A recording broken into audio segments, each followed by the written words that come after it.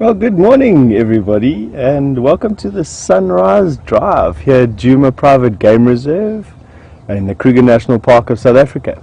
You're driving with myself, Steph, and we have Genre on camera. There's Tara in final control, and we've got Jamie and Andrew, I think, on the other team. And we decided that we'd show you those vultures this morning, since they were exactly what led us to close off last night with that beautiful shot of Tingana on a full-grown female kudu. And after an entire day's worth of searching, it started off with Scott finding some tracks of a male leopard walking in two ways to water and back, driving in, finding a Batelier eagle in a tree and a vulture, us then coming, not finding it, us then coming and spending literally the entire drive, 2.5 hours, walking up and down in this block. I stuck my head in basically every bush. I must have been within sight of the kill on more than one occasion. Then Diana came through and said that because of vultures sitting above a tree, she walked in and found a kudu carcass, and we followed her to the carcass, and there we have it. Tingana was lying on that carcass. Now, I don't know what's happening at that carcass. There was a lot of activity around the camp last night.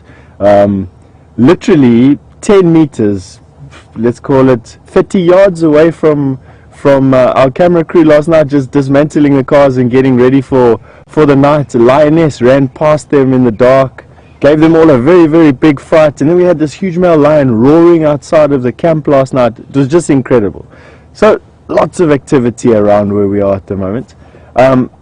Dead quiet bush this morning. No vocalization, no hyenas calling, no alarm calling, nothing. So things have come in and and gone out again. But what we're going to try and do is we're going to drive into where this carcass was last night. I don't know what's happened last night. There may be lions lying on the carcass. There may be a hyena lying on the carcass. There could be Tingana lying on the carcass. There could be a combination of any of those in the area. And I'm actually quite looking forward to it. It's going to be exciting going in there. We're not too far away. We're probably about a 3 or 4 minute drive in there by the time we get to see what's going on. So let's go and have a look.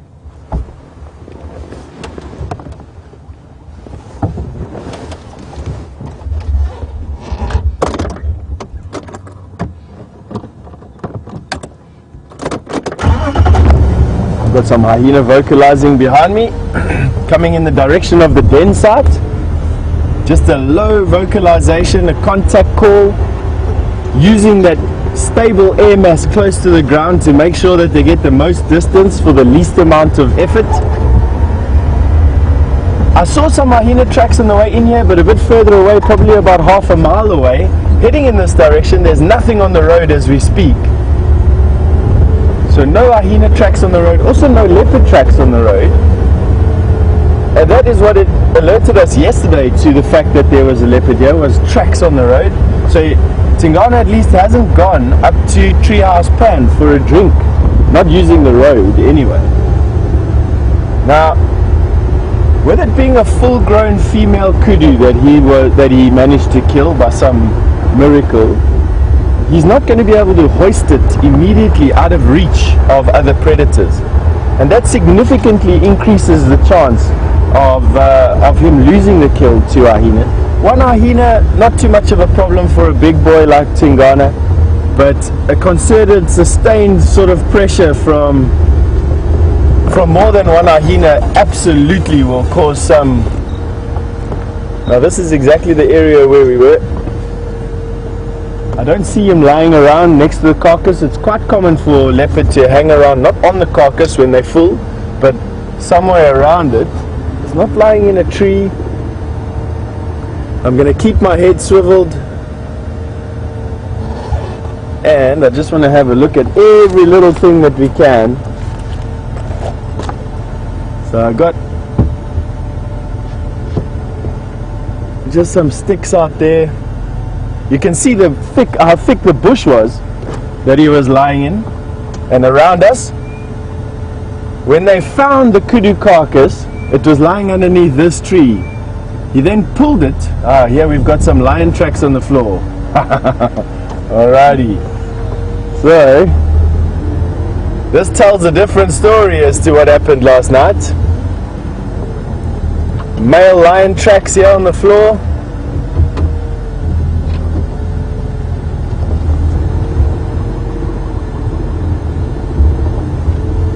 You see it? If you can, that one on top of my car track over there. So that shows that we had a male lion. That's the back foot of a male lion on top of my vehicle track from last night. But I'm looking at the sequence of tracks, and to be honest, the tracks don't go in and come out. They just walk straight past, which is bizarre. Look, I only smelt it when we were inside the drainage line last night. But let's go and have a look. To me, male lion tracks on the road right here where this kill was. I think Tingana's decided that he'd go and look for easier prey, but let's go and have a look. Maybe by some miracle he managed to keep his dinner.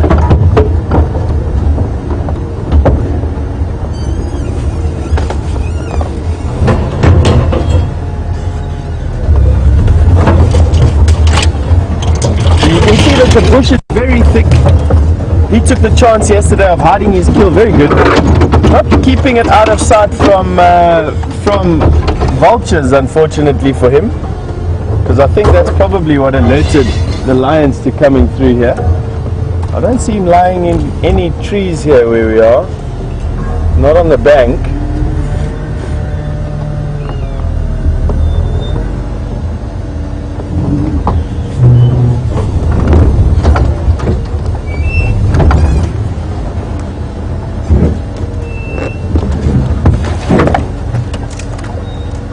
Okay, we've got lions on the kill. I got a big male lion right here and a female lion finishing what was left of the kill, so he's lost it, unfortunately for him. And it's the Sticks Pride. We've got mom and babies. Let's get in there. Ready to go.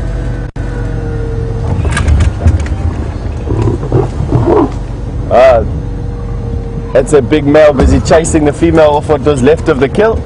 Greedy. Greedy, greedy.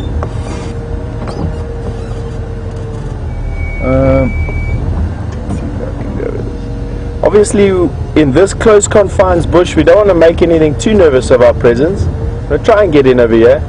Let's see how she is. We're just going to take our time. There's no rush.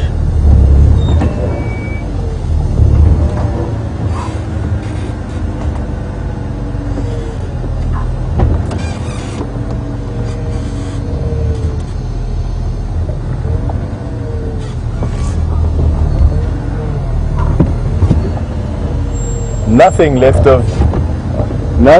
of that carcass. But at least they got some dinner. Mom and babies are going to be well fed, which means milk for the babies, and it means energy for the moms. Can't see what they... Oh, that male's just busy cleaning himself. Yeah, literally nothing left of these of this kudu. I can see one back leg, that's all I can see. The rest is finished.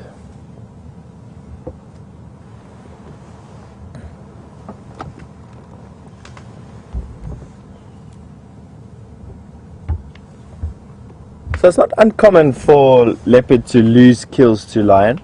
Lion and leopard both scavenge from predators that are a little lower on the hierarchical chain than what they are. Lions are the quintessential bullies in the bush, though, male lions being the top of the pyramid with that one. That big male lion, he's also chewing on some bones. He's going to be very difficult to see as he's lying on the other side of this thicket. But essentially they would have come in here, Tingana would have... I don't see him lying here anywhere, so he wasn't caught unawares. Testimony to why he is a full-grown male leopard. And he would have run off. They would have run in, squabbled intensely, I can imagine, over the carcass, and eventually dismembered it, each taking a little piece of...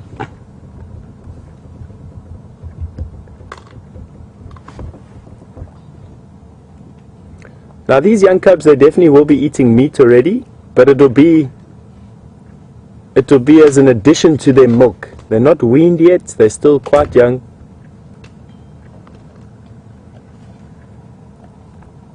Now what's nice is we've got an entire family dynamic. We have a big male lion, we've got 2 females that I can see and some babies. It's sort of the pride we all grow up looking at.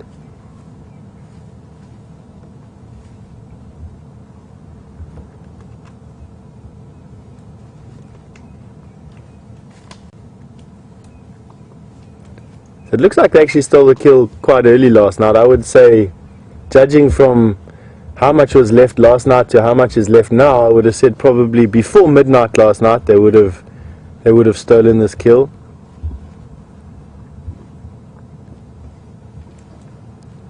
It's possible that the cubs were hidden somewhere. Mom would have eaten, she would have fed herself, not till bursting. She would have fed herself just enough to get herself a little bit of meat in her belly. She then would have gone and fetched the cubs and brought them here to share in the bounty. And of course, scavenging is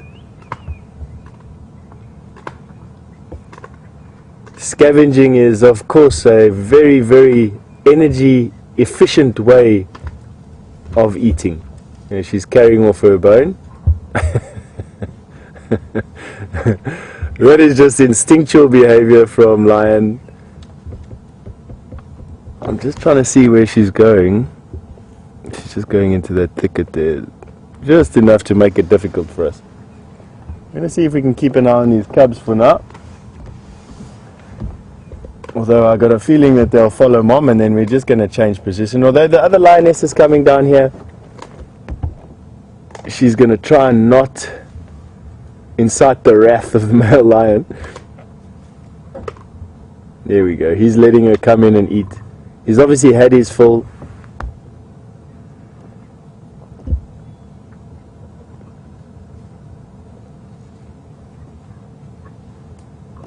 She's a beautiful lioness.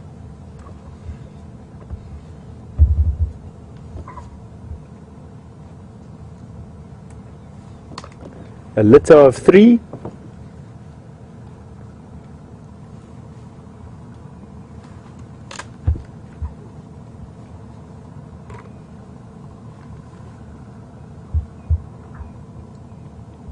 I can just hear one of the cubs trying to call mom.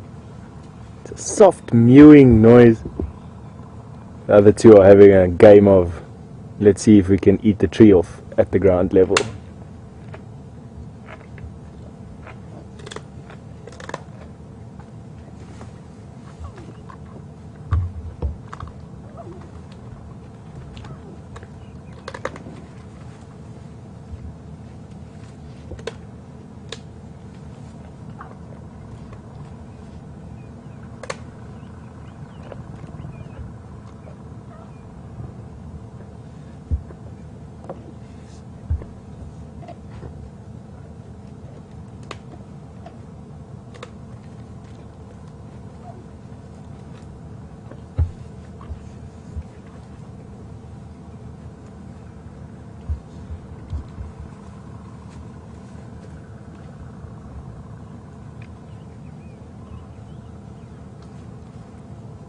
Incredibly powerful animals, lions.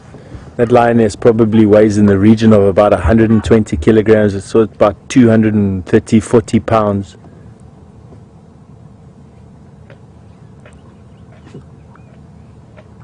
Capable of covering ground at speeds of up to 22 meters per second, which is probably about 60 yards a second.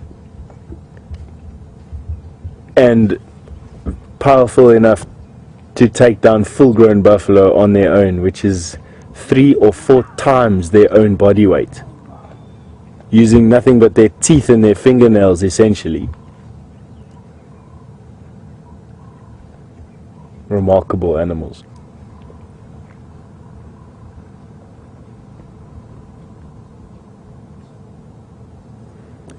This time of the year, lions are in the height of their good season. For everything else, it's a bad season. All the other animals are taking a little bit of strain with the reduced food that's available. They're concentrating around watering holes, which makes them targets, and because of all these factors coming together, lions have it relatively easy. They're picking off the sick, the weak, the lame, and the lazy, and they're making use of congregations of animals around what good grazing is left and what good feeding areas are left. So this is a time of plenty for lions. Lions enjoy these dry, hot months during the end of our winter, beginning of our summer, and cubs have the highest chance of success during these times of year. The female lions are getting all the nutrition they need to produce very good quality milk. Hunting is easy, they don't have to walk too far. Cubs are therefore left alone less often, and so they're not preyed upon as much. They don't die of starvation. So this is a very, very good time for these cubs, and at the age that they're at, it couldn't come at a better time, to be honest. They really are in good times at the moment.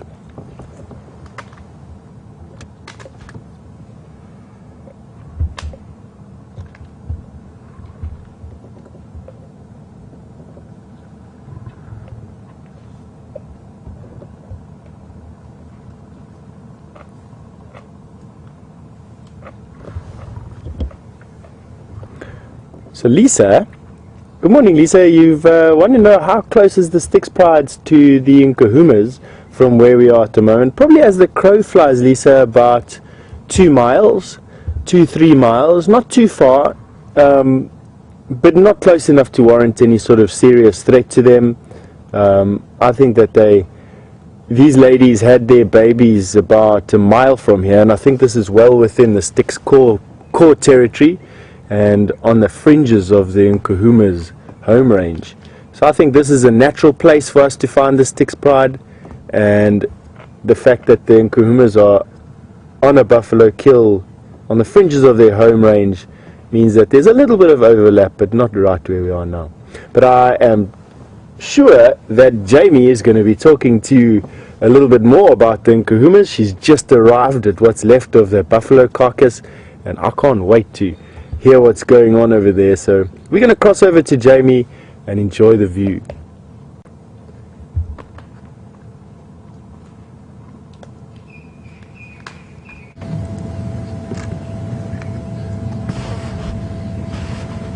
So, good morning everyone and welcome to the Sunrise Safari. For those of you who don't know, my name is Jamie Patterson and I'll be guiding you along with Steph this morning. So, exciting times in the world of lions. It seems as though, from what you guys have seen with Steph, that the Styx Pride have taken over that kill that he found last night of Tingana, and they've acquired a kudu kill. So I'm sitting a couple of kilometers away with the Nkuhuma Pride, also with a kill, with their buffalo that they killed sometime probably early yesterday morning, and I'm surrounded by lions.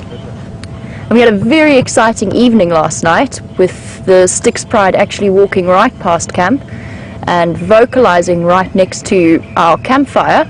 And there's nothing like sitting around a campfire in the evening and enjoying the sound of a lion roaring, and when they call that close to you, you can actually feel the vibrations moving through you. It's an amazing feeling and it's very primitive almost. It evokes very primitive feelings. So as you can see, these guys have been gorging all night and they're still going, sort of intermittently getting up and feeding and moving around, still with heads inside the carcass. And when I have a moment I will reposition just so that we can have a look at how much meat is left. See, they've finished off that leg that was intact when I left them last night. And we've got one little female just resting her head on the left, up to the left there, using the branches, a nice little headrest, enjoying herself. And I know that Steph was chatting to you a little bit about the lion dynamics and in terms of territorial home ranges of these two different lion prides. As you guys may or may not know, I am new to this area. I've just started here, so I'm still getting a handle on where everybody is moving about, but it's interesting to me because it seems as though there's going to be a lot of shifting There's a very large male coalition, the Birmingham boys, who are starting to push further to the south, and that is going to put these two lion prides potentially under pressure, depending on how far the Birmingham boys push.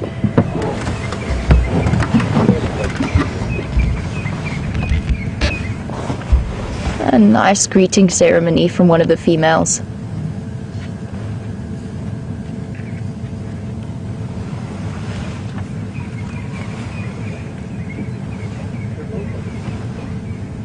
Contented looking lions. If you guys have a look under the eyes of this female, you can actually see there's a wonderful white stripe, or a light colored stripe, underneath her eyes. And you see that in leopards and in lions, because they are nocturnal hunters. So it's actually a way of increasing the light, so it bounces the light off that patch from the moonlight or whatever other source of light they have, and it actually adds to their incredible night vision. So these lions can see as well as we can see during the day, but at night, and that is one of the many adaptations that they have. And if you contrast that to the amazing tear stripes of a cheetah, the dark stripes that run along the inside from the corner of the eye to the inside of the nose, those work in kind of the opposite way. So in the same way that sports stars might put dark stripes on their face, it's actually a way of reducing the glare from the sun, because cheetahs are mainly diurnal animals. They do most of their hunting during the day, so it helps to reduce the glare. And we've just got a little bit of competition around the kill. These guys are well fed, but you still can show a little bit of aggression towards each other if somebody's getting in the way.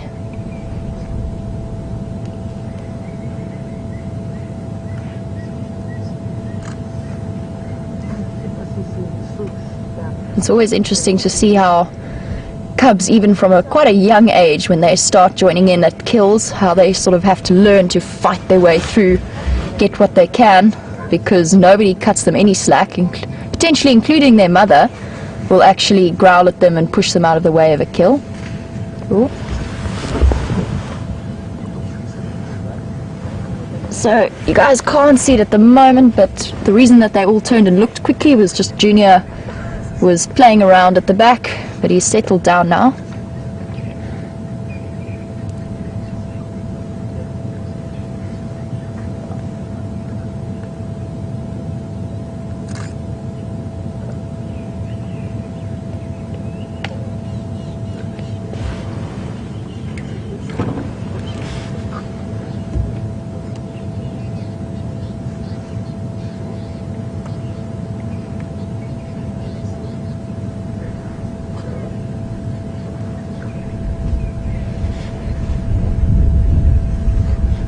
So in terms of the lion dynamics that are happening here, this pride is actually in quite an interesting situation, or at least one individual member is. So there's a 3-year-old male within this pride, so he's just starting to reach adulthood, just reaching the age where he will be pushed out of the pride and sent packing, and there's a good reason for that. There's the genetics, he mustn't breed with his family, so he's going to be pushed off and have to go and look for new breeding potential elsewhere. Now very often lions, if they do that, if they have a brother or a cousin potentially, then they team up and they form coalitions. And Miss Jin from Dallas, Texas, welcome to the Sunrise Safari. Miss Jin has sent through a question asking whether I think that Junior will have a chance of finding another male that he can buddy up with. It might be quite tricky at the moment. Lions are quite flexible in that they don't have to be related to the young male that they form a coalition with. I'm just going to see if I can reposition. There's a bit of action going on at the back there with Junior. Sorry, I will get back to that question in a second.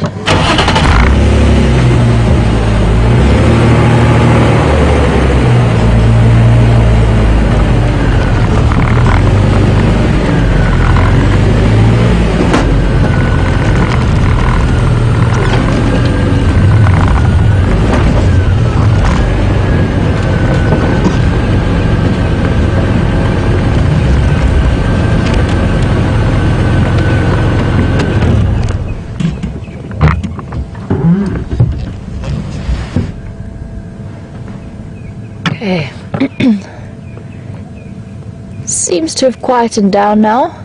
There was a little bit of a skirmish between Junior and that lioness. I think more playful than anything else.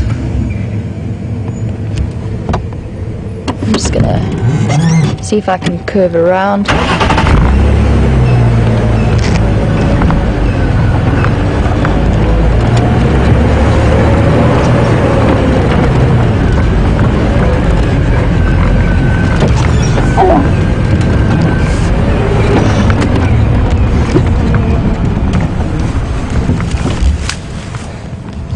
Okay, there we can see. So, a little bit of group dynamics happening here. Okay, he's just putting his scent onto the tree.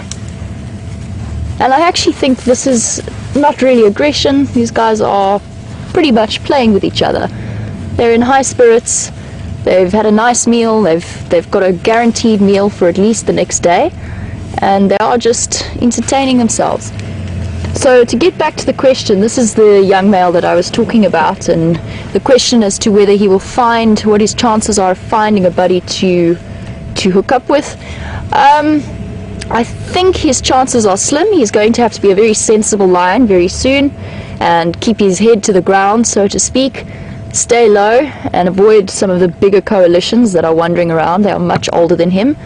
The Matimba males tolerate him because, as far as I know, he is potentially related to them. You can correct me if I'm wrong. I'm sure some of you guys know the answer to that.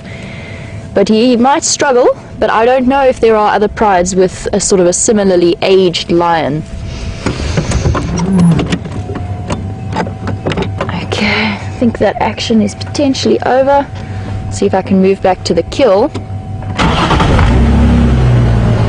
As I was saying about lions not being fussy about who they form a coalition with, there's a reason for this, and that is because when lions are mating with a female, obviously the coalition arrangement is there so that to increase their success in terms of survival and also their reproductive success. So their chances of passing along their genetic line to other lions and keeping their genetics going through the species. But now when lions mate, very often more than one male in the coalition will have a chance to mate with a female. So they're not too picky about who they form a coalition with. And I actually, a while ago, went on a lion translocation, which is sometimes necessary in closed systems. Alright guys, we're just going to turn the camera potentially off the lions for a second, just because there is another vehicle here enjoying the sighting, and we don't want to put them on camera if they don't want to be.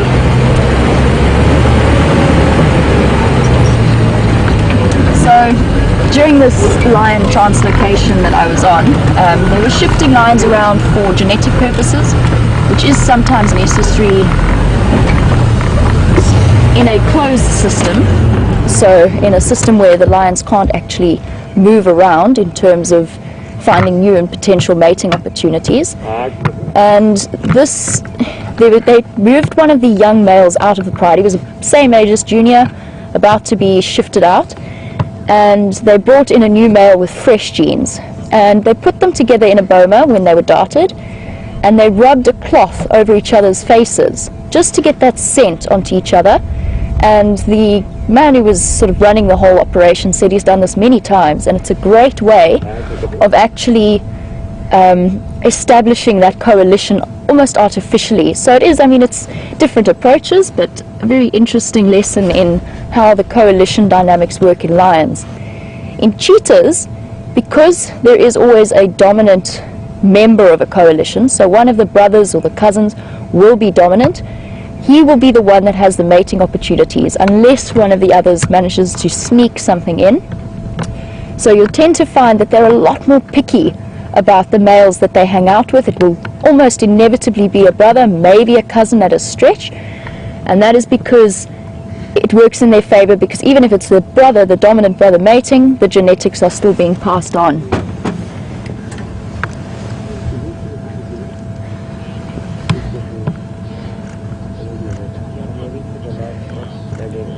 How is he taking the fish?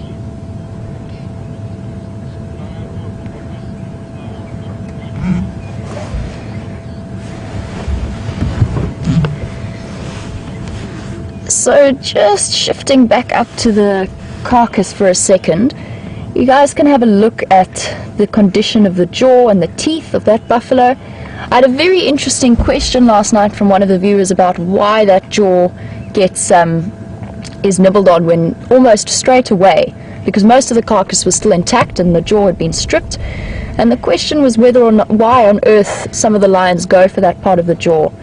And the reason for that, I think, is because some of the younger females who potentially wouldn't be able to get into the best part of the kill straight away started to snack on the outside edge where all of those muscles are for chewing.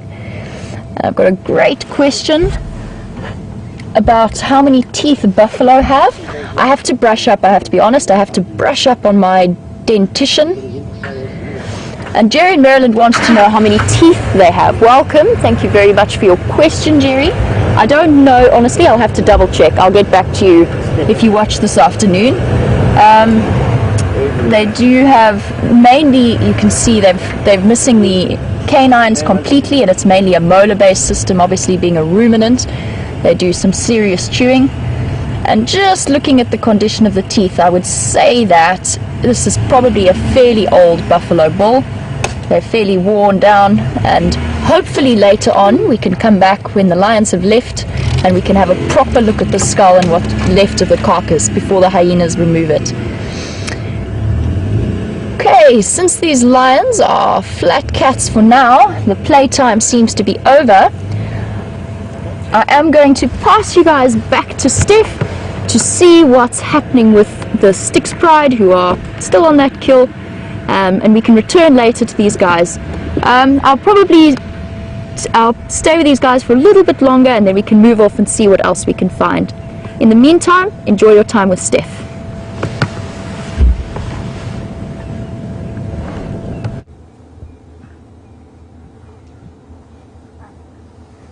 Oh, welcome back to what's left of the kudu kill from Tingana yesterday, who lost it to what looks to be the Styx Pride. While you were with Jamie and your buffalo kill, 2 other lionesses joined these 2. So we've got a total of 4 lionesses here, 3 cubs and 1 big male. Now, the big male has just actually come, he sniffed the carcass and he's moved off behind us on top of the embankment here, and is actually sitting at the moment above our heads, although we can't see him. We've got the 2 lionesses around the carcass, 1 a little bit further off finishing off a leg, and the 3 cubs playing with one another just in the thicket behind the lioness that you're busy looking at now. Now, they won't hang around here all day. They'll probably go for some water now. There's a dam not too far away. That lioness is getting a bit grumpy. There's a cub playing a little bit too close to her. They're very protective over their meat. You know, lions grow up quite rough. They grow up fighting for every little bit of scrap of food that they can get.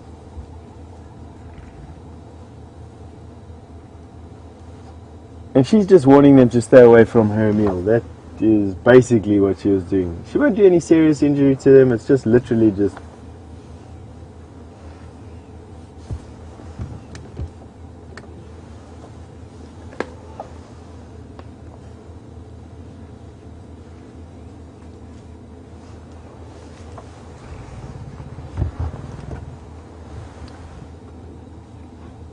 Maggie and Lewis, good morning Maggie and Lewis. You've noticed that there are some marks on the neck that look like bite marks. Generally speaking, those are just ticks. Parasites, they're engorged with blood, and they sit on the necks of lions, quite often creating these little swellings or disturbances in the hair.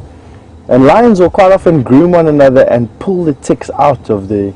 There comes a lioness now to just sniff around what's left. We're looking there at 2 legs and a piece of the femur, the 2 back legs and a piece of the one femur. Have a look at that. she's gonna go and try get as much nutrition as she can from the little bit of scraps.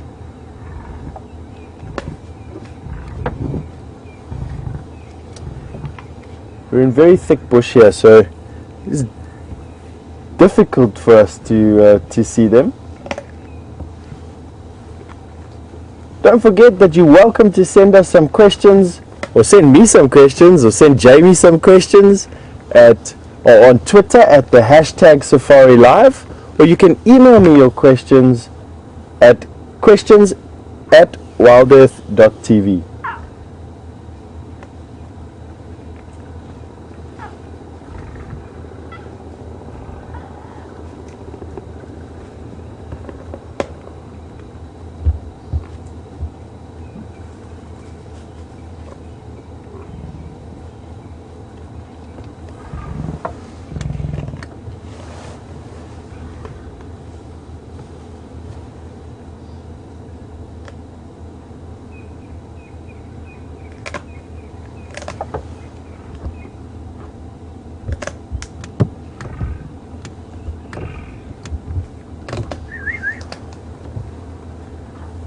Okay, have a look here. We've got this male lion coming back again. He's decided to come back in.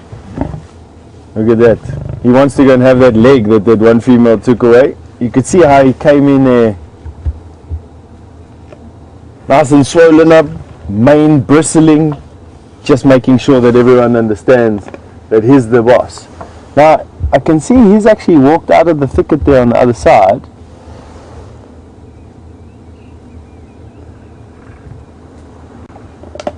He's just gone back out onto the road, actually.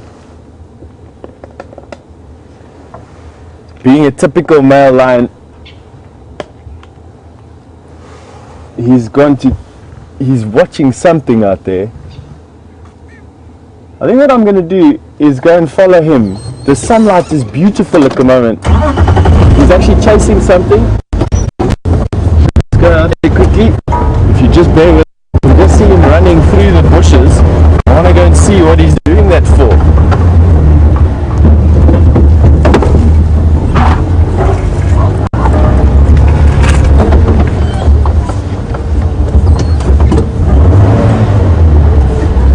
So we've got a male lion who's rushed back through the kill.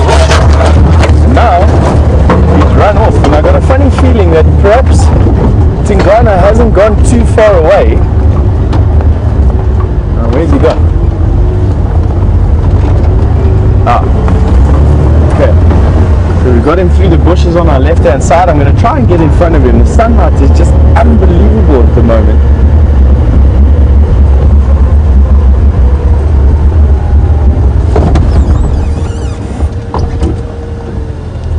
Go with your message.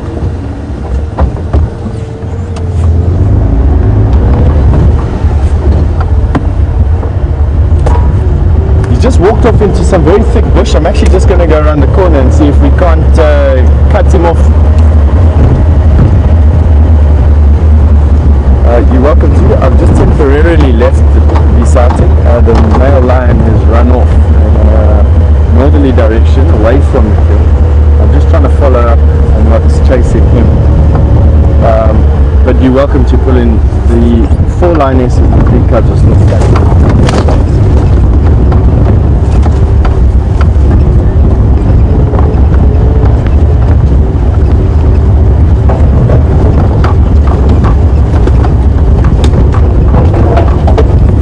That's affirmative. Towards 2 dams road. He has just on top of the crest. As soon as I relocate, I'm going to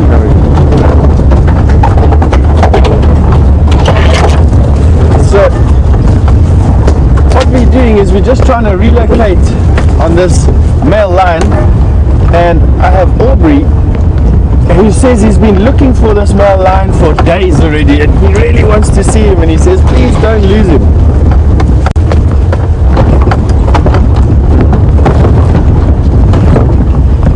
So we're just going to crash through the bush here quickly. Watch your face as we go through here. I've got visual of this male lion. He's walking very fast in the distance.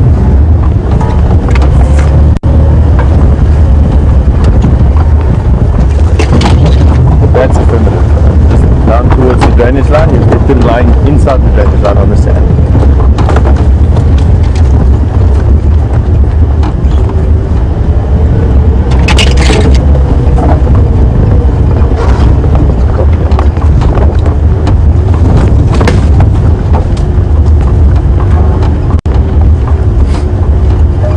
So we have him over here. He's definitely got a smell in his nose. Absolutely. I don't know what he's busy smelling. Male lions, they almost live a parallel life to female lions and prides. They're almost their entire... He is busy rolling on something, so he's found what he was looking for, which is incredible. He's just having fun rolling around in something over here.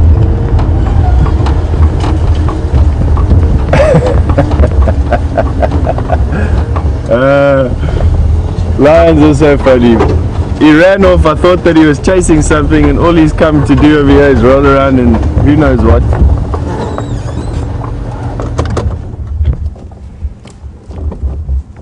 Oh, he's beautiful. Right behind the car.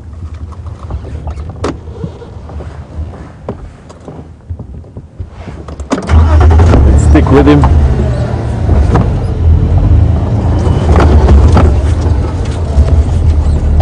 Just going to get hold of Aubrey. He's really wanting to see this male line.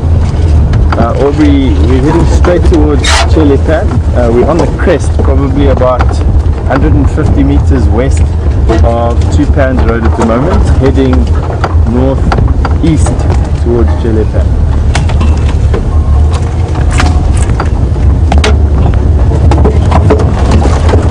Oh, it's a primitive segment now.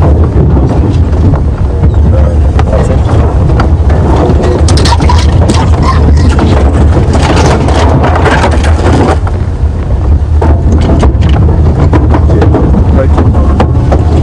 Okay, watch the aerial if you can.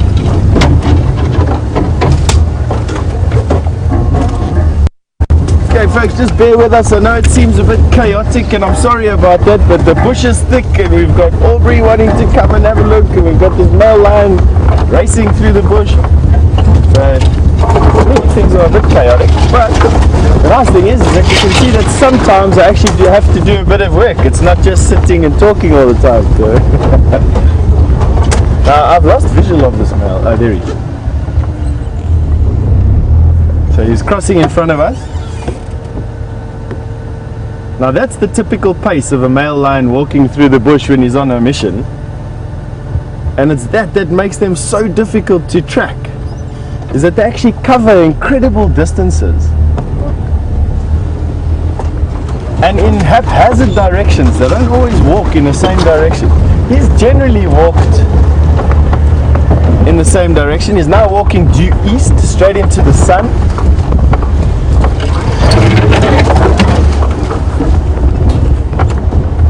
Jackson, if you just stand by on Twin Dans Road, about 250 meters north of the junction with Elephant Skull, you should get me audio. He's now mobile directly towards Twin Dans. Still hasn't crossed.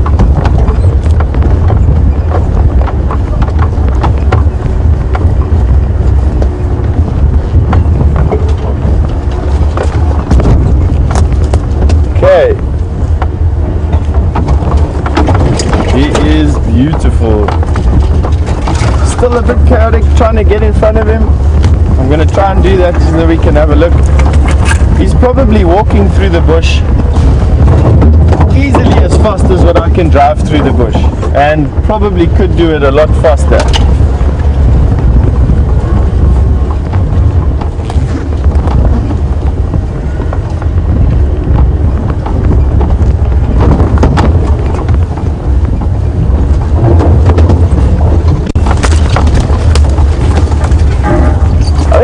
Let's see if we can stay with him.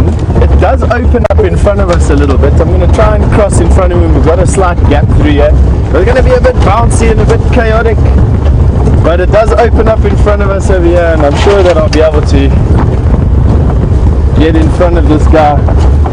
Just keep an eye on him while we cross through here. We can lose him. Watch those faces.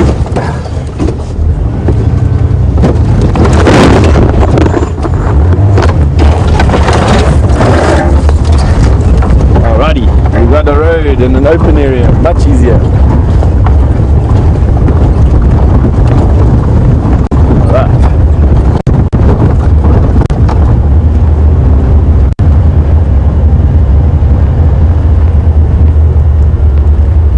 See if he's crossed the road already.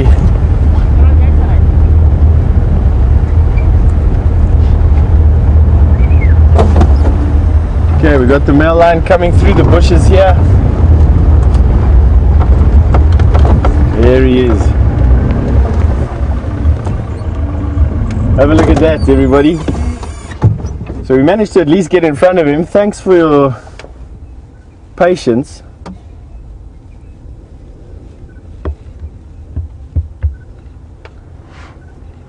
Full belly, still got some space there. You can see that dewlap on his belly. That's skin to stretch to allow him to eat as much as he can. Male lion in his prime. Have a look at him.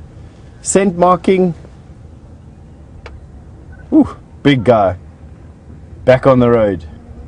There we go.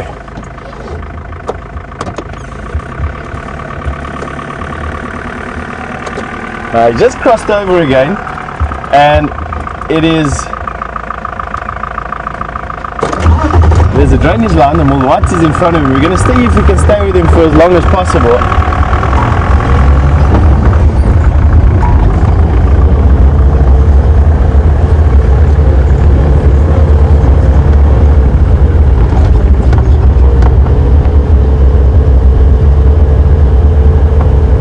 So I think this is Ginger, and Ginger will be looking for his partner in crime.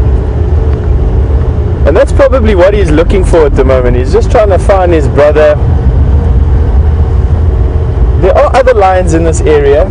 We have seen, or you have seen, a buffalo kill. And I've just been told that we've got another male lion in the area. So they're busy looking for one another. That's exactly what's going on. So let's go through here.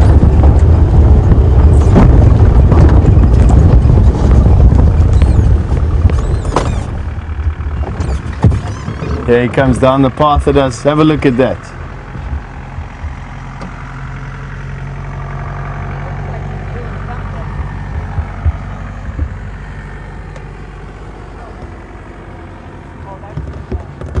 So this is exactly the same lion that we saw push the female off of the kudu leg at the kill. However, I'm told that there's another male lion right here in this area. The other car in the set there is, I can't see another male lion, but definitely here.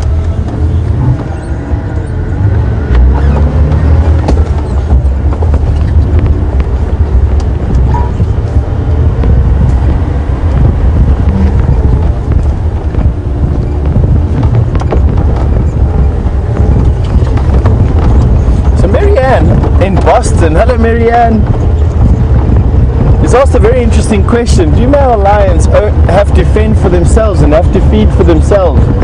And in the Kruger National Park, Marianne, you're absolutely right. They have to fend for themselves. It is relatively difficult for them to maintain a territory and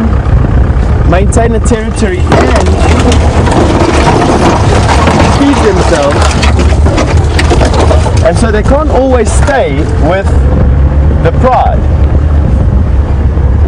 And so what happens is the male lions in the Kruger National Park definitely develop better hunting skills than male lions, for instance, that I've seen in the Masai Mara, which don't. Now we've hit some quite thick bush here, which means that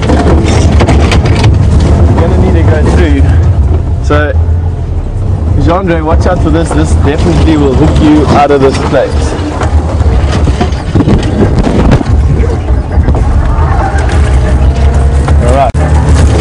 Lion,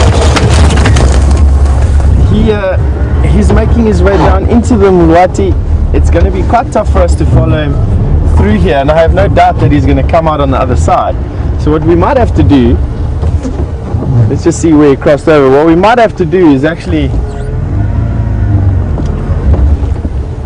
go back to the kill while we find him, and we're going to leave you while we relocate this male lion and his brother, and you're going to go back to Jamie to join the kill. Enjoy.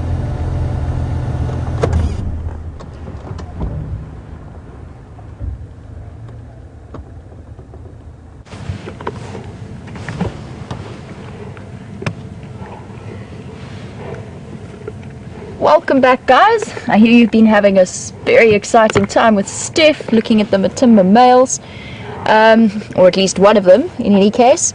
So while Steph tries to relocate him and follow him around a little bit through that thick bush, we're just going to spend a little bit of time with this fairly happy family, still snacking. As you guys can see, Junior's made his way over. I was interested to see if he was going to come and start feeding, but he's just lay down next to the carcass. I think he's still a little bit full. And while you guys were gone, there was a little bit of play between the two females. It's something that some people might have thought of as aggression, but so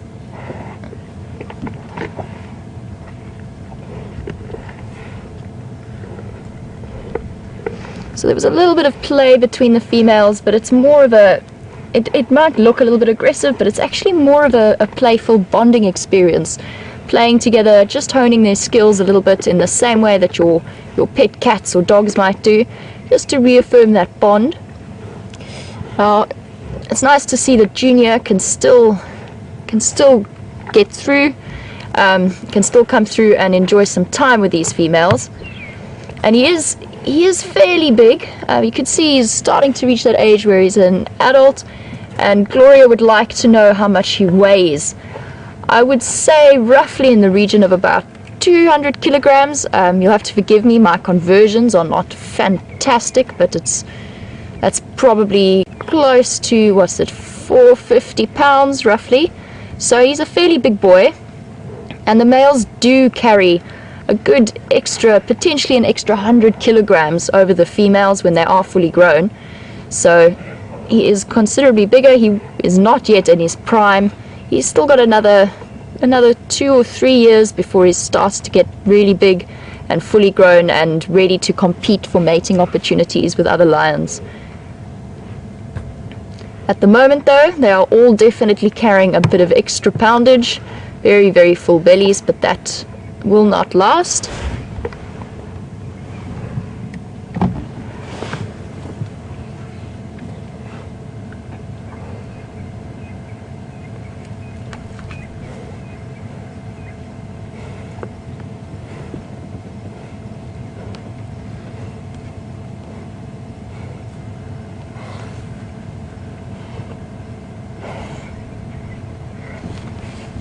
So I've got a very interesting observation while we're on the subject of Junior.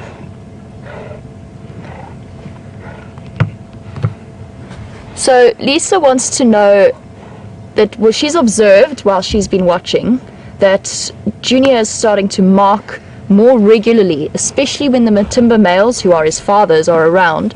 And she wants to know if this is common or what the reason behind this is. I think it is part of his progression into adulthood and an instinctive response to a dominant male nearby. However, I don't believe it's any kind of dominance display from him. It is simply an instinctive response. I'm not entirely sure. It's a very interesting observation to have made. In my experience, at this sort of age, the fathers really start battering down on these sort of teenage sons who are coming into adulthood, just to keep them in their place. So it could be a response, it could be just a natural instinctive response to to start showing signs of adulthood, but definitely not a sign that he is trying to be dominant or anything like that. It's a very interesting observation, not one that I'm aware of, but exciting. And while we're sitting here, I'm not sure if you guys can hear it, but you can hear some serious crunching and scraping going on as these guys feed into the carcass. And one of my favorite things to look at, just a personal favorite subject of mine, is the way that animal's anatomy,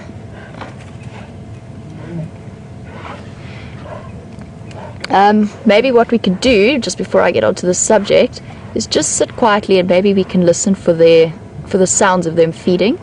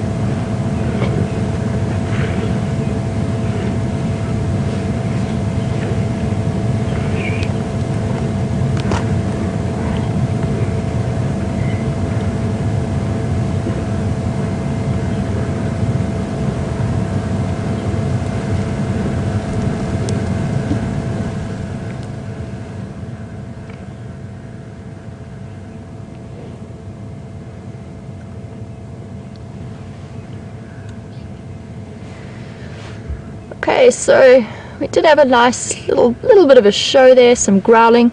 That's just to let other lions know that that the one lion is in the other lion's personal space, a little bit too close. So nothing too aggressive. But I'm sure that you guys could also hear the serious panting that they're all doing. And that's just as a response to the upped metabolism response of a full stomach, because the body's actually got to respond by sending a lot of blood to the digestive system and get the muscles contracting, getting a lot of digesting done very quickly, and that's why they're panting particularly fast. And it also, the digestive process for the lions means a huge increase in temperature, which is why they pant like that. It's also helping them to cool down a little bit. Here you go, you can see why there's so much panting going on with a stomach that full.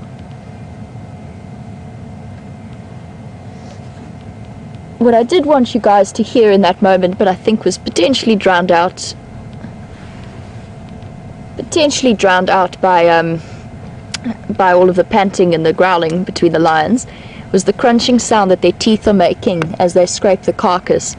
And to get back to what I was talking about earlier, I'm always been fascinated by the anatomy and the way that animals are constructed in order to suit the purpose and the way that their survival strategies work and the way that they live their lives.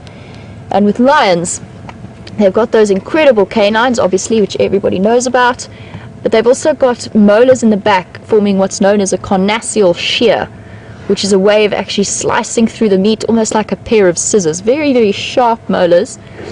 And at the back of each canine there's actually ridges which help to grip and hold whenever they are taking prey down. And last year I had the opportunity to examine a lion skull quite closely, because he'd been killed naturally in a fight with other big males, and we got hold of the skull for educational purposes just before the hyenas did. And it's really fascinating to have a look at all of the ridges and bones along the skull, which provide for points of attachment in terms of muscles. There's something that's got their attention.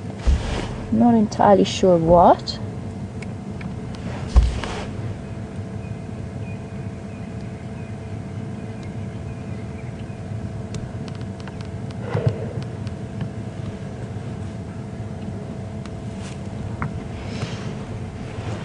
So yeah, the skull, a little bit of aggression, nothing serious. So, as I was saying about the skull, they've got these ridges for attachments of muscles and ligaments because they need really powerful jaws, but not to the same extent that hyenas do, which is why hyenas have those incredibly, noticeably bigger forequarters than rear quarters, because they have to provide for serious muscle attachment to create that bite force that can crush bone. And interesting to see and examine the difference and have a look at the way that they're adapted to working. I think he's just letting them all know that this is his feeding rights.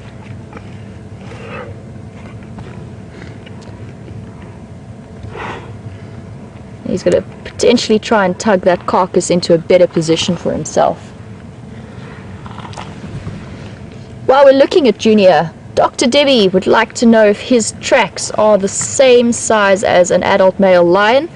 Welcome to the Sunrise Safari and thank you for your question. Not quite. They are noticeably bigger than the females, but still not the full size of an adult male. His body is still developing and he will continue to grow, so not quite reaching the size of his father's tracks at the moment. Remember, if we have any new viewers, this is actually what you are seeing now is what we are looking at. This is a live safari and it is interactive, so if you want to send through questions like some of the ones that I've been answering, you can do so at the hashtag Safari Live or email through at questions@WildEarthTV.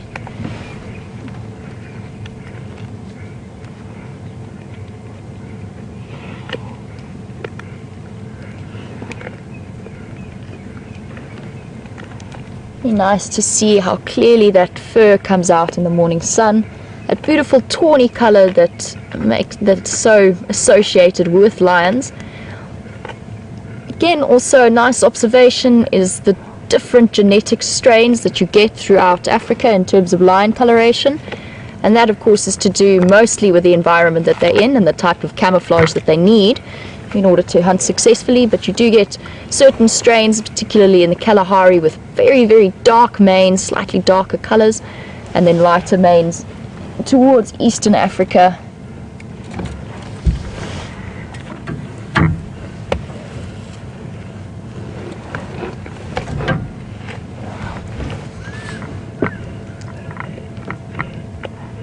So while we're having a look at this, you can see that these guys are getting really, really tucked in.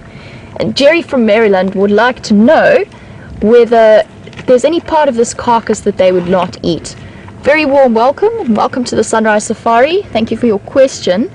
There are certain parts they definitely will not eat the stomach contents. They tend to empty those out almost straight away, and I'm actually a little bit close for you guys to see, but I'm basically parked right next to them. So they won't eat the intestines or the stomach contents from the buffalo. They won't be able to get into the brain, and potentially some of the larger bones they won't eat, and they'll also avoid eating the skin. Doesn't carry much in the way of nutrients for them. It's very tough, very hairy, so they tend to avoid eating the skin where they can. They won't eat any part of the bigger bones, the skeletons or the teeth necessarily.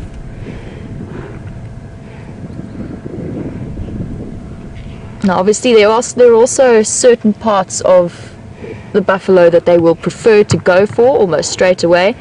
Things like the internal organs, the heart, the kidneys, the liver, all of those are highly favorable to the lions because they carry such incredible nutrient contents. But then they'll also go for some of the bigger muscle groups around the legs, the hips and the shoulders.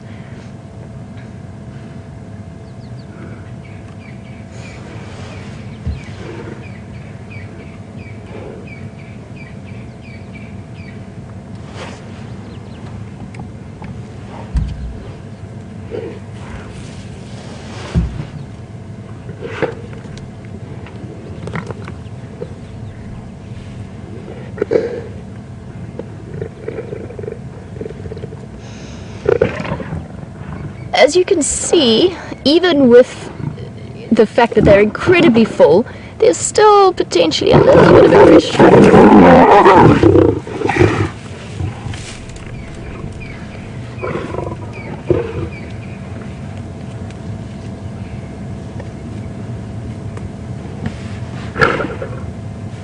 Okay, so Junior just putting that little female in her place, letting her know who's boss and who's got feeding priority at the moment, and he is big enough now that he can do that. That was not at all some of the most serious aggression that I've ever seen. So, and it seems to have quietened down now. Some wonderful vocalizations, and when lions first take down a kill, the amount of aggression and the vocalization that they show each other is quite inspiring, and lions are particularly protective over their kills. And William from Wisconsin would like to know if I've ever encountered lions on a kill while I've been walking in the bush or doing walking safaris, and if so, what had happened. Actually, one of my very first encounters with lions on foot in a walk that I was leading was 2 male lions on a zebra kill. Notoriously, when you're walking in the bush, you should be very, very careful of lions on a kill because they can be very protective and aggressive over it. In this particular case, the lions got up and ran away almost straight away. Unfortunately, we didn't know that they were there. We bumped them accidentally. Their tracks came in from a different side, and we got a surprise, and so did they, and they turned around and ran. Might be or it would definitely be a very different situation if we'd encountered a big pride such as this, because the pride, there's always safety in numbers, and the females in particular can be very protective.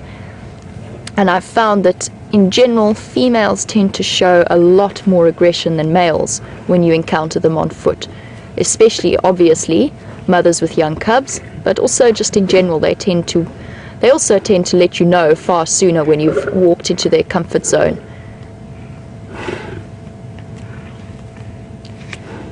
Junior just pushing his way in there for the best position.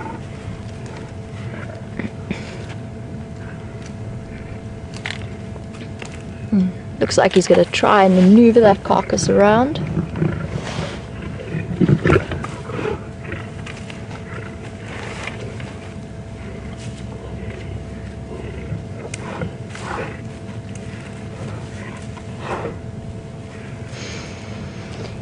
So while we're sitting here, every now and again the wind shifts a little bit and we get a nice whiff of a combination of the carcass and then the stomach contents, which are directly to my right.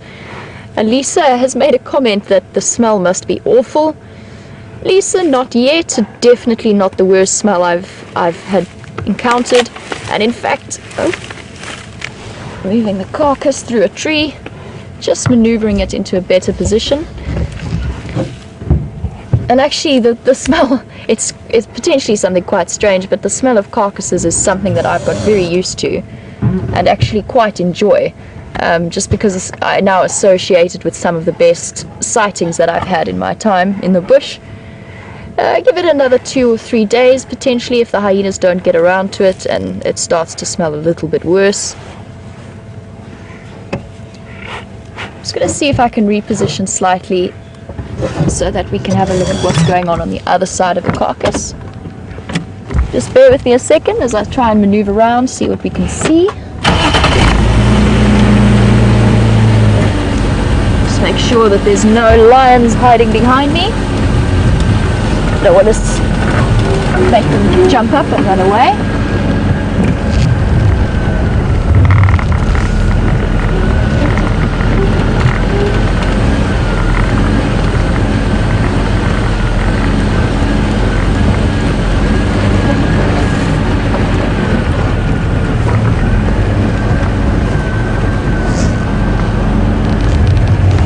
So just while I'm repositioning the vehicle, I thought I'd give some of our new viewers, if we have any, a little bit of an update on how this kill was found and what the story is behind it. And this kill was actually something of a surprise for all of us. The kill was actually located by Brent yesterday morning, and he was quite shocked. He came around the corner, hadn't picked up on any lion tracks in the area, and just happened to come across. I'm just going to redirect so that we can get that vehicle out of the frame.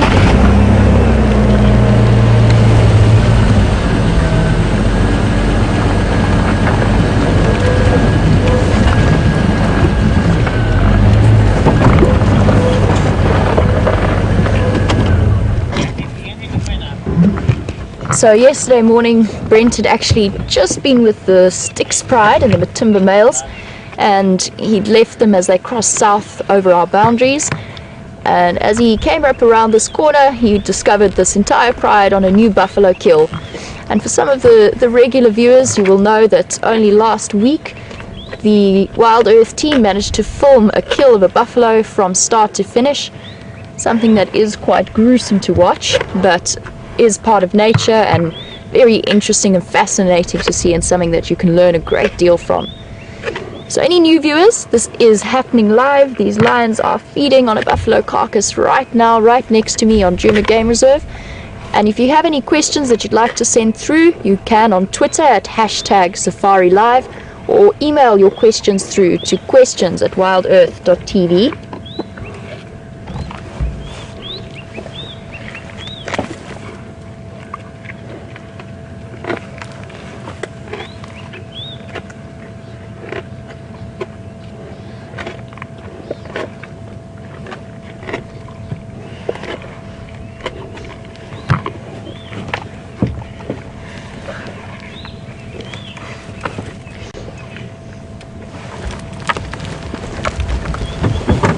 So guys, Steph is still around. He's still following up on those Matimba males, and Reno would like to know on Twitter whether the Matimba males are moving between the two kills.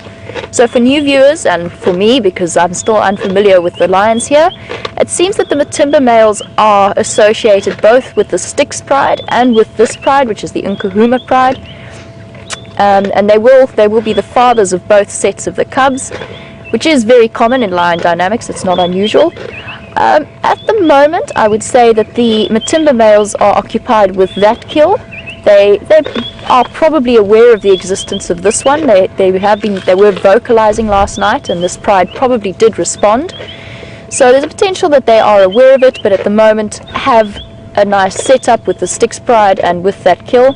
There is a very good chance that once that kudu is finished, because a kudu kill between a couple of very big adult lions, especially with males involved, will disappear fairly quickly.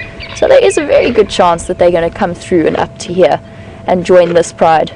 And it will work entirely to the Nkuhuma pride's advantage, because a couple of big males is a perfect hyena deterrent.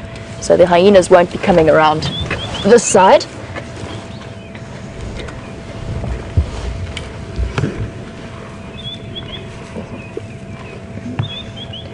I will say further to Lisa's comment that having shifted position, the smell is definitely stronger on this side of the world.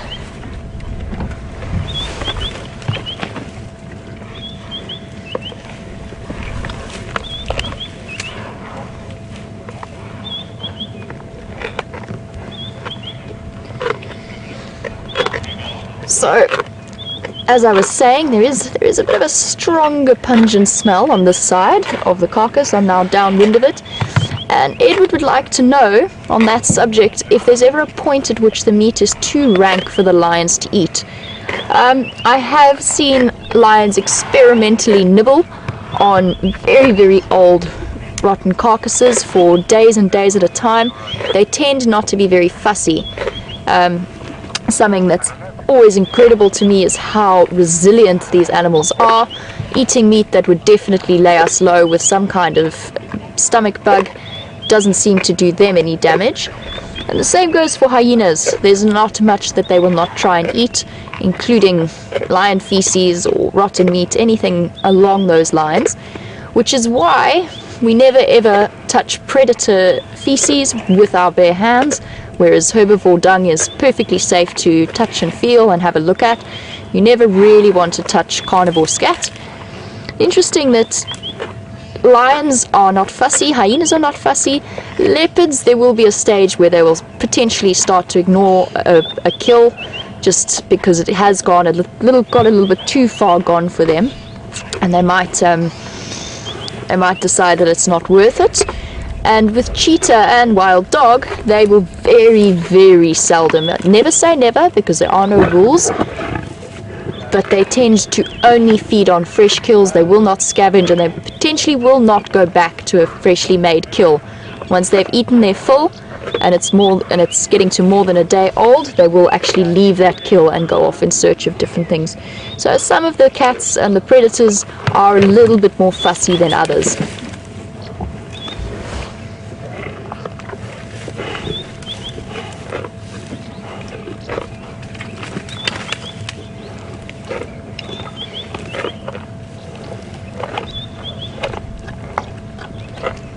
As you guys can see, there's still a lot of fur on the buffalo around the hide, and Lucy from Indiana would like to know if lions will strip off or pluck out the fur of the animal before they start to feed, in the same way that leopards generally do. Lucy, they will. Actually, what they tend to do mostly is lick. They have incredibly rough tongues with very, very prominent spines on them. So they'll actually lick away, like very similar to what Junior's doing, and lick away until they've cleared some of the hair before they go in. They tend not to be as meticulous as leopards, which is why very often when you find lion scat, you'll see there's a lot of hair, a lot of hair content, and maybe a little bit of bone fragment in there.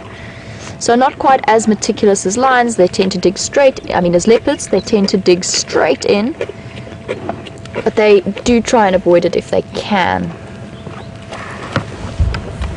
So, I just got one of the females coming in here.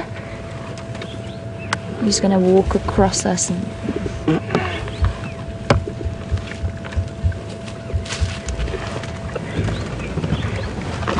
just move my head out of the way.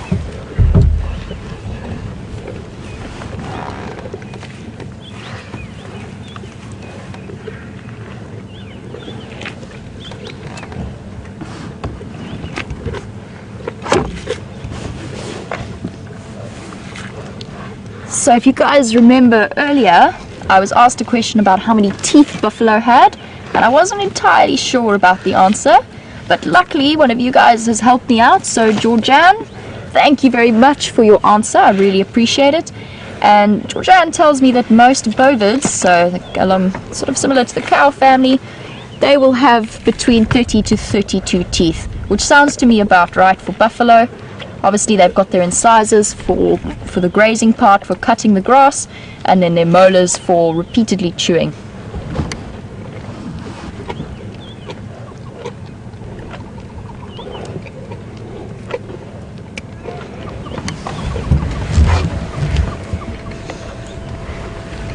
Really, it's fascinating to see how these lions work around feeding over a large carcass.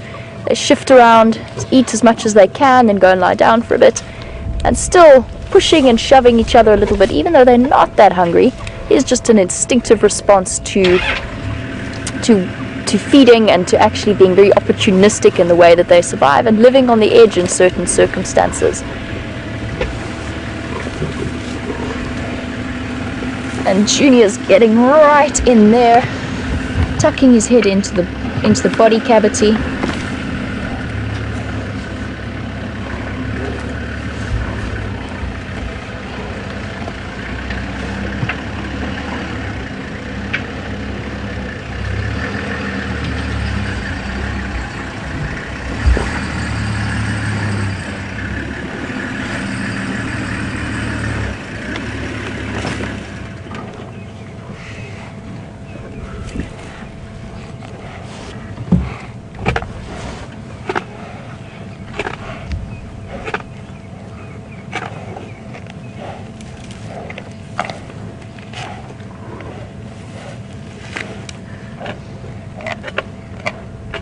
Just while we're having a look at Junior again, tucking into that kill, Sherry would like to know what kind of progression there is going to be in terms of Junior reaching the age where he's going to be kicked out of this pride and pushed away. She'd like to know if there's going to be a big fight or how it's going to work. Obviously in every circumstance it will be slightly different, but generally what will happen is the females will band together against him, often showing him constant aggression, and whenever the males are around as well, they'll make sure that he struggles to get to the fresh kills, pushing him constantly away. Generally, as far as I know, the leaving itself is not preceded by one big fight, but more of a steady ignoring. And also bear in mind that his instincts will start to work as well. So he's also going to start distancing himself from the pride. He's going to start moving further and further afield and start looking for pastures new as he's growing up. If we can just have a look at that one lion, while the other lions are feeding, she's just sleeping. She's shifted her head slightly, but she was actually just resting her head on the buffalo. while it's being tugged around, she just decided this was the perfect place for a nap. You can just see her at the back there. Despite all of the motion, she's decided that sleeping is a priority and too full to actually get up and move somewhere comfortable.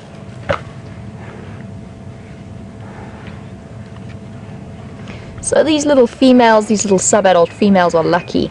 They're going to have potentially an easier path. They are getting to the age now where if there is some kind of pride takeover with some bigger males that might take over from the Matimba males, even the Birmingham boys, they are potentially reaching the stage where they'll actually be safe from that takeover because their mothers are going to reach breeding age anyway. So theoretically, or hopefully, any kind of pride takeover, these females are pretty safe. They're old enough now that a new male coalition or new male group will not kill them. And they do have it a little bit easier. They will stay with their pride for as long as they are alive, and they've got they'll stay with their mothers and their sisters for as long as their lifespan lasts.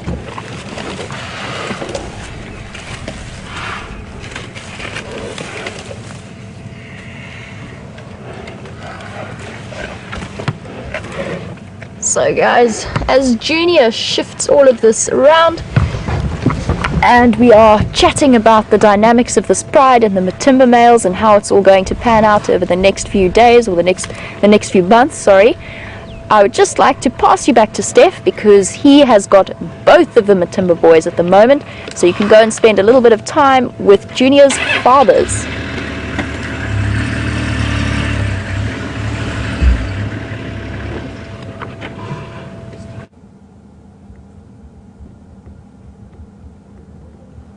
Well, we're finally static again after what seems like an hour of driving around after these male lions, and it has been chaos. They've been on the banks of the Mulwati, and as you can see, we are now static just on the eastern bank of the Mulwati. It's opened up the bush a little bit, and we finally managed to find the cats we were looking for.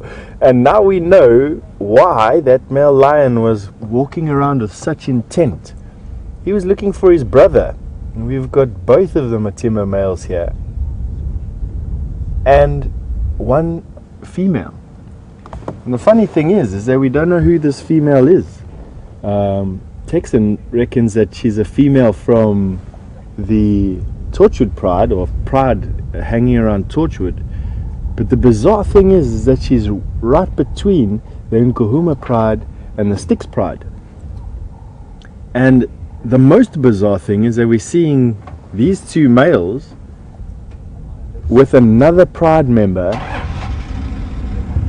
And that means that these two males are actually lording over 3 different possible prides. Now that's incredible. It's not uncommon for male lions in an area to actually be dominant over numerous prides, but to be honest, in the Sabi Sands, other than the Mapocho, I don't know of a coalition of 2 males that have actually been dominant over more than one pride of lions in all my years of being here, all 16 years of being in the Sabi Sands.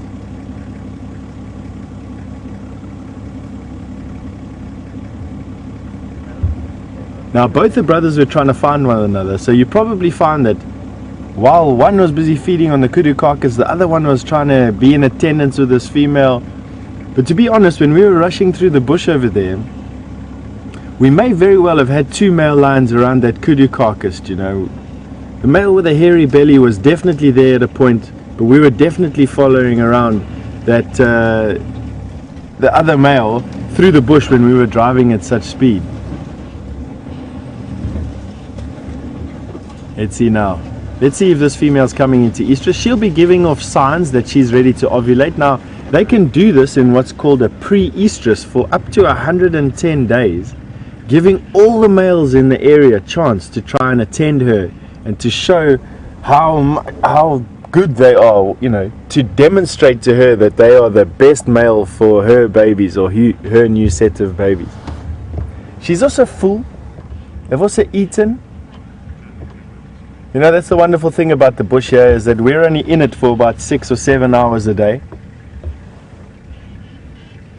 We're only in it for 6 or 7 hours a day. And what happens for the other hours, who knows? And here we've got 2 male lions. We've got a female lion that nobody knows anything about. We've got the nkuhumas on a buffalo kill literally a kilometer from where we are, and we've got in the other direction another kilometer away the Styx Pride with their babies on a kudu kill. It's awesome.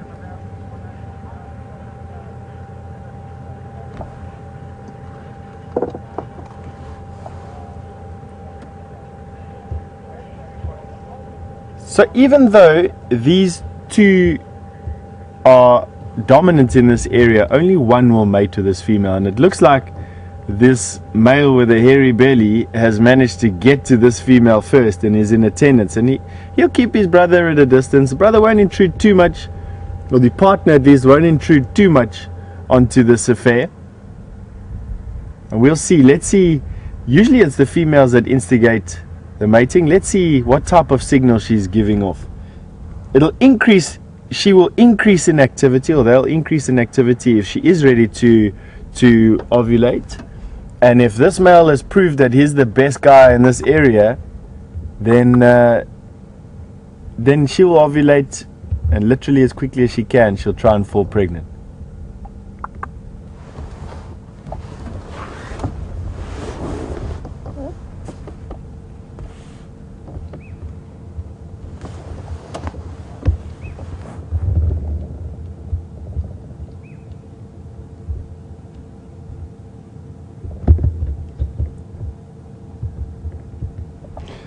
Hi Lynn, it's good to see you this morning. For the most part, everyone's been watching the back of my head bouncing around in the car. And you've asked a very nice question. What happens if all 3 of these prides had to meet up with one another? What would happen to Junior? That's quite a good question, you know. I have full confidence that that Junior is the prodigy of one of these, or progeny of one of these 2 males. They won't be overtly aggressive with him, not at least until he starts responding to one of the females in estrus in one of their prides. That would be the trigger. Not only will that female start to get aggressive towards this young male, she doesn't want his genes, he's too young, he's untried, and he's part of their genetic, the same genetic code. But these guys will take that as a sign that he's getting a little bit too comfortable with his newfound maturity, and they will start increasing pressure and kicking him out. It's not an aggressive affair. Male lions just generally just start to become more and more nomadic, and he will leave the area and wander.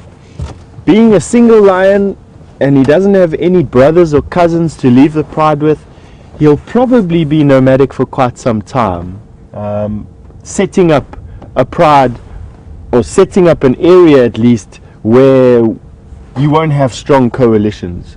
He definitely doesn't have the odds stacked in his favor, unfortunately.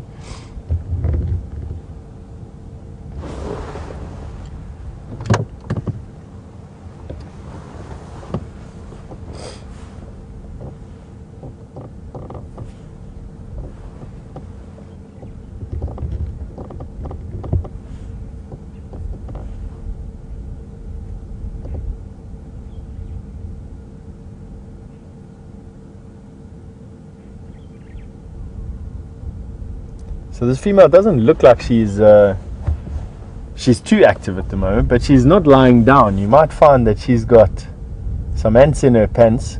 We will see. Now, Mike has asked me a question, an interesting question. Hi, Mike. What is my most memorable encounter with lions on foot? And I'm gathering that this is on the back of Jamie has told you some stories about what her most memorable encounter is on foot. I would say it has to be my first encounter of lions on foot. Now, as you can see, these guys they're big and they're scary. And believe it or not, before I had started as a field guide, I'd never even seen a lion in the wild. And so I had this expectation, I suppose, of being eaten alive the first second I see a lion in the bush, which is quite funny because of course that's not the truth. But that was my anticipation, that was my fear. And of course you can't be a field guide and work and operate on foot in an area like this if you have a fear of lions on foot. And at the time, the lodge manager of the camp I was working at teamed me up with a tracker, a mad tracker called Richard Nduban, one of my favorite men in all of the world. And he was completely fearless of lions. He regarded them as his children and had no fear of lions. And he took me under his wing and he walked me to a single male lion that was lying under a bush. But true to form and Richard's joking self or comical self, he decided that he'd let me find the lion. And we were walking towards where he knew the lion was lying, and he could hear the lion growling, but he wasn't gonna stop me until I had heard. And for me it sounded like this helicopter was far away. It was this deep bass like chopper noise basically. I didn't at the time realize it was this male lion growling at us. Next thing, this male lion jumped out of the bush, probably about as far away as what this male lion is right now. Growled, big tail thrashing and mane standing, bristling. And I just remember Richard holding onto the belt of my shorts going, "You won't run."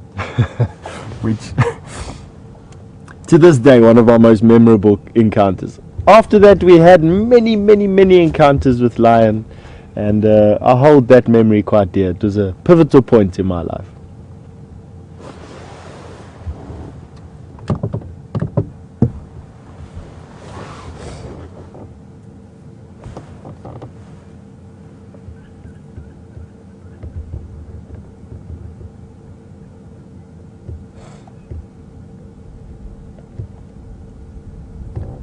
So Deb, hi Deb. You just asked us a question about how much Hairy Belly and his brother may weigh. Good question there, Deb. In the Kruger National Park, male lions weigh roughly between 200 and 220 kilograms, which is about 480 pounds, 460, 480 pounds.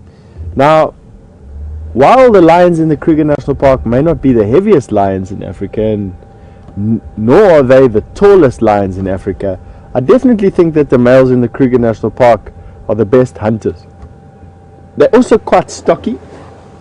Lions that you find in Etosha and lions that you find in the Kalahari, lions that you find in the Serengeti tend to be quite tall and rangy. And the lions in the Kruger National Park are stocky. They're quite well built lions. And I think it's because they are good hunters. They need to be good hunters. They need to be able to walk far.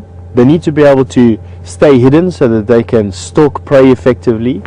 And they need to be quite strong to bring down prey on their own. They don't have the benefit of always having the females around with them. So being big, they're definitely not going to be catching impala. But being stocky allows them to wrestle bigger prey to the floor easier on their own.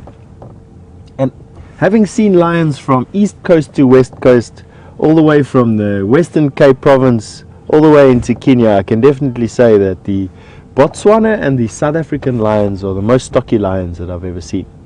However, the heaviest lion that I've ever seen weighed 290 kilograms, which is almost 600 pounds. And he was from Etosha. And the reason why I'm told that they're so big is because male lions will try and avoid fighting if at all possible. They have their core territory and they have their home ranges. And how they mark their presence is by roaring, by scent marking, by posturing with these big manes. And in open country like in Etosha National Park or in the Serengeti, the open landscape allows a male lion, a big tall male lion, to posture. He can stand silhouetted against the sky or on an open area, and just by making himself big, he can be a deterrent to other males. But in the Kruger National Park, as you can see from the bushes around here, it doesn't matter if this male lion was the size of an elephant. He could posture all day long, and his competition wouldn't know anything about it.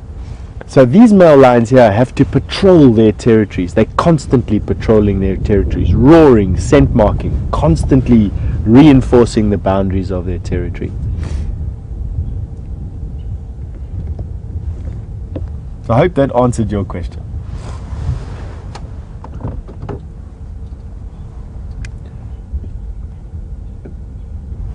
Tara coming.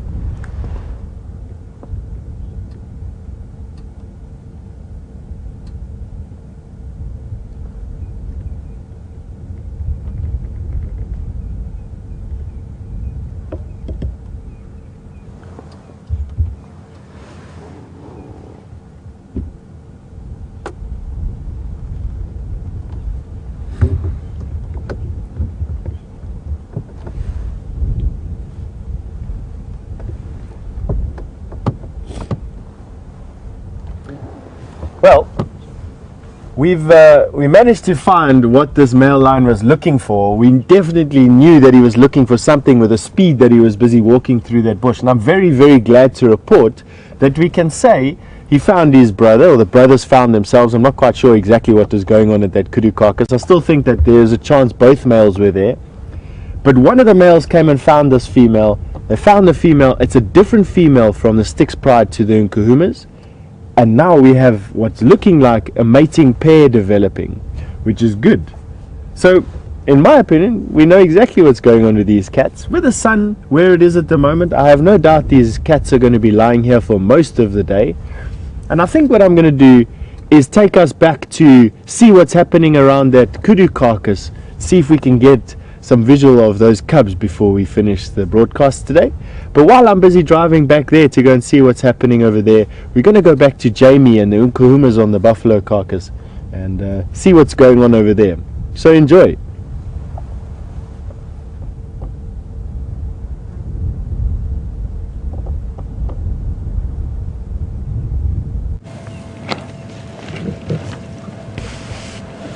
So, welcome back everybody. We're getting some very interesting information about the various lion dynamics. So you guys have been sitting with Steph and with the Matimba males, and we're getting some interesting observations about the fact that the female that those lions are with at the moment is not part of the Styx Pride. But as far as I know, the Styx were seen this morning as well. So some very interesting things happening in the world of these lions. For those of you who don't know, might have just tuned in, I am new to the area, so I'm still getting a bit of a handle on the dynamics of what's going on. But one of the things that is so exciting for me about working in this position, and for you guys as well, is that we can actually follow and track the stories of these lions over the next few months. Depending on where they move around, we're going to get some very interesting interactions between the various prides and probably some shifts in dynamics and territories. And as opposed to a regular safari, if you might come out here for a couple of days and not really get to know the animals on this reserve too well, in this situation we can actually follow these guys for months at a time, and I'm really, really excited and looking forward to that.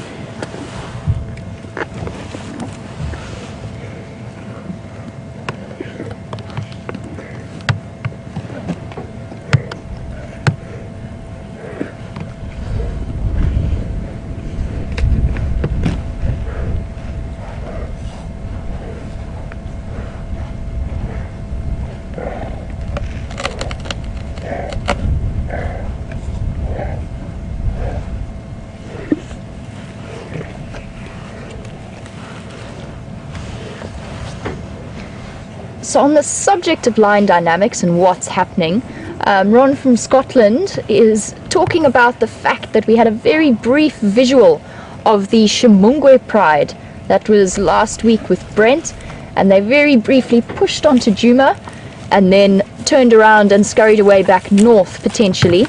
So as I said, I am new to this area. I don't know the full details. I do know that that pride used to be part of a far bigger collection of lions, a far bigger pride, and they've actually been split off, and there's only a couple of young sub-adult females and one female, and they are being pushed around, and they're being pushed around potentially by all of the males and all of the prides in this area. So finding their way around and finding a safe place for such a small pride that is unrelated to all of the other lions must be pretty difficult for that group.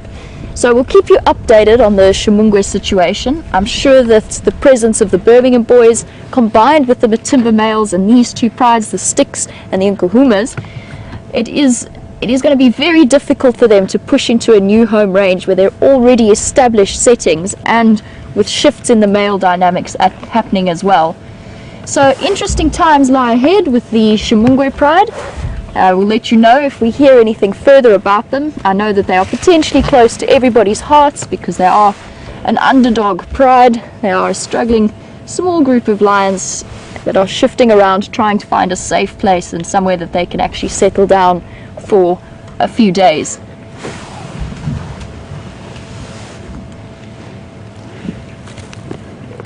It's interesting now that the Matimba males are potentially forming or at least courting this female. I'm not sure who she is at the moment, but I'm very keen to find out. I've got a count of 1, 2, 3, 4, 5, 6, 7 lionesses here, but then including Junior, that's 8. I think that is all accounted for on this side, so maybe not a member of the Nkuhuma pride, but I'm not entirely sure. I could be corrected.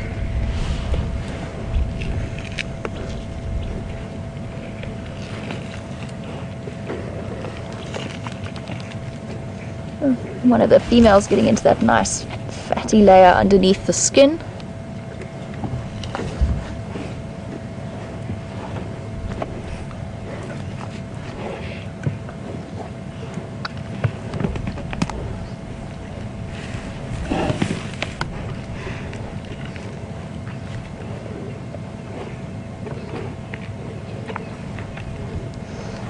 So, interestingly enough, Vancy from California has literally read my mind, and she has brought up the topic that I was actually about to go on to next, which is how do you identify, what markings are used to identify individual lions? Now with leopards it's pretty easy, they all have their unique spot patterns, but you'd be surprised with lions it's also fairly simple to do. The identifying feature that most